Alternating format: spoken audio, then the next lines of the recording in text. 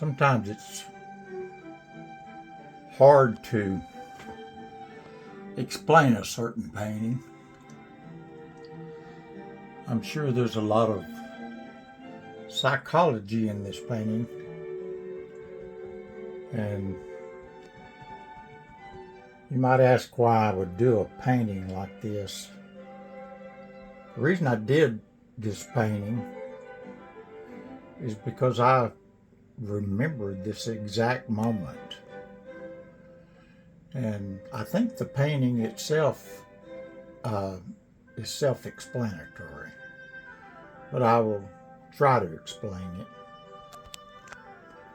it. We had a math class, and the teacher was all right. His name was Hunt, and surely he must have known that I was bad at math. But anyway, we were all called up to do the math, and once again I was kind of clueless. I'm sure it was my own fault because I didn't listen very well in the class. But this particular math problem was one of those about a diesel truck coming one way and a brand new Studebaker coming in another direction. One was going 50 miles an hour, one was going 45 miles an hour. And what's the difference in the different distance? Who arrived first? You know, that type of question.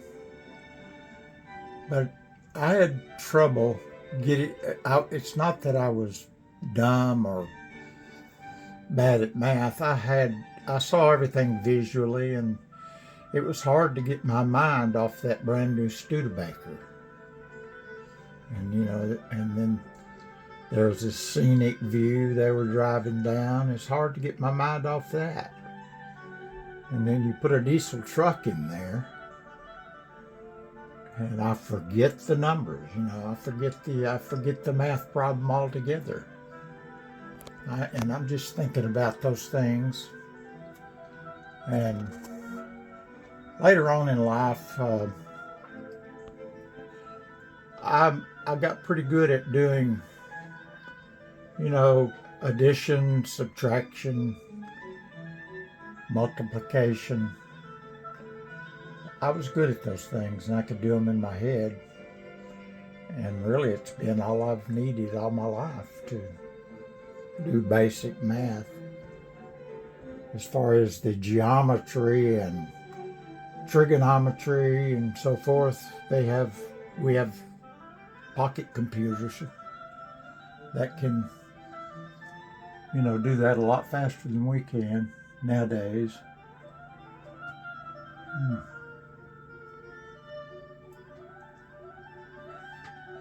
It's funny, we had nicknames for some of these teachers. This was done in 2020. I won't go into the nicknames. I'll try to keep this positive. But I had other talents. Talents that maybe this girl and the teacher didn't have. But I was the one put on stage for an embarrassment. Oh, this is over-exaggerated, sure. I probably put a few numbers down, but this is just to get the general idea of what I'm talking about. There were some really good mathematicians at Buckner Orphan's Home. There was a Roy P., a Colin K., and a Leon B. that were great at the slide rule. And I always admired them. They were probably my heroes. But I was good at painting and drawing. I doubt if any of these ladies and gentlemen knew anything about chroma in the gray world.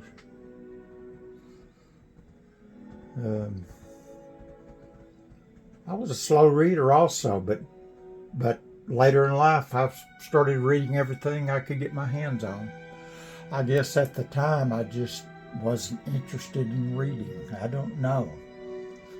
Like I say, this is one for the psychologist.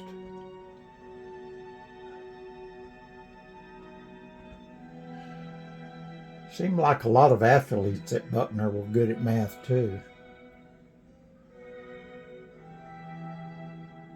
I'm going to leave this one up to the experts and sign out on this. I've probably said enough, since I think the painting itself is self-explanatory, which I've already said. But it made an impression on me. Made such an impression, I remember this exact scene. That's what's important. Maybe that was the value of it. Maybe that was the math. It left an impression on me all my life that I get to talk about and I get to paint. I hope I didn't confuse anybody today or embarrass anybody.